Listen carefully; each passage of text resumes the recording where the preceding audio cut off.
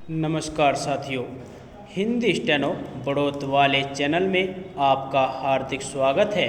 आज की डिक्टेशन रामधारी गुप्ता खंड 2 से प्रतिलेखन संख्या 79 90 वर्ड पर मिनट की स्पीड से होगी।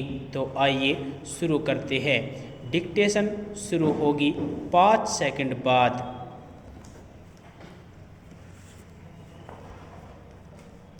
स्टार्ट। महोदय, किसी भी देश या समाज के विकास हेतु शिक्षा अत्यंत सशक्त एवं महत्वपूर्ण साधन है। व्यापक रूप में शिक्षा जीवन पर्यंत चलने वाली ऐसी प्रक्रिया है जो व्यक्ति को उसकी नैसर्गिक शक्तियों के विकास में सहायता पहुंचाती है तथा उसे अपने वातावरण से समायोजन स्थापित करने की योग्यता प्रदान करती है। साथ ही व्यक्ति को उसके वैयक्तिक, सामाजिक, राष्ट्रीय दायित्वों का निर्वाह करने की योग्यता, ज्ञान एवं कौशल प्रदान करती है। भारतीय संदर्भ में उद्देश्य एवं उपयोगिता की दृष्टि से प्रौढ़ शिक्षा भी इससे भिन्न नहीं है, बल्कि आज की सामाजिक, आर्थिक, राजनीतिक परिस्थितियों में प्रौढ़ शिक्षा का महत्व और भी बढ़ गया है। डॉक्टर मुखर्जी ने भारत में प्रौढ़ शिक्षा के 2 महत्वपूर्ण पहलू बताए हैं। प्रथम, प्रौढ़ साक्षरता, अर्थात उन प्रौढ़ों को शिक्षा प्रदान करना जिनको विद्यालय में किसी प्रकार की शिक्षा प्राप्त नहीं हुई है। दूसरा, साक्षर प्रौढ़ों की अनवरत शिक्षा। भारत एक जनतांत्रिक देश है। जनतंत्र की सफलता के प्रमुख आधार है उसके नागरिकों की साक्षरता, उनका प्रगतिशील दृष्टिकोण तथा उनमें नागरिकता की समान भावना का विकास।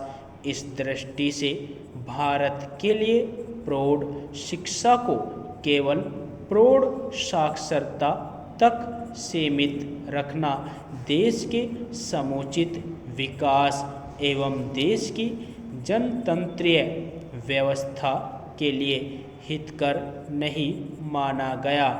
वैसे भी यह निर्विवाद तथ्य है कि शिक्षा केवल साक्षरता ही नहीं है। हाँ, साक्षरता शिक्षा का एक महत्वपूर्ण भाग अवश्य है। इस संदर्भ में डॉक्टर विद्यानिवास मिश्र का कथन उल्लेखनीय है कि भारत का व्यक्ति निरक्षर होते हुए भी शिक्षित है। अपनी बात को अधिक स्पष्ट करते हुए उन्होंने कहा है कि यदि हमारे प्रौढ़ अशिक्षित होते तो सदियों से चली आई हमारी संस्कृति, मर्यादाएं कैसे बनी रहती। डॉक्टर मिश्र के शब्दों में प्रौढ़ शिक्षा का तात्पर्य है निरक्षर, अर्धनिरक्षर या विस्मृताक्षर प्रौढ़ों को पुनः साक्षरता का संस्कार देना, साथ ही जीवन क्षेत्र में आवश्यक जानकारी को विशेष बल देना। एक समृद्ध मौखिक परंपरा में हमारा प्रौढ़ शिक्षित है और उसे यदि साक्षर बनाने की योजना बनानी है तो उसके मौखिक परंपरा से प्राप्त अनुभवों को ध्यान में रखना होगा। एक तथ्य तय है कि देश की प्रगति के लिए निरक्षर व्यक्तियों को साक्षर बनाने के अतिरिक्त उनका नैतिक, बौद्धिक, सामाजिक एवं सांस्कृतिक उत्थान भी आवश्यक है।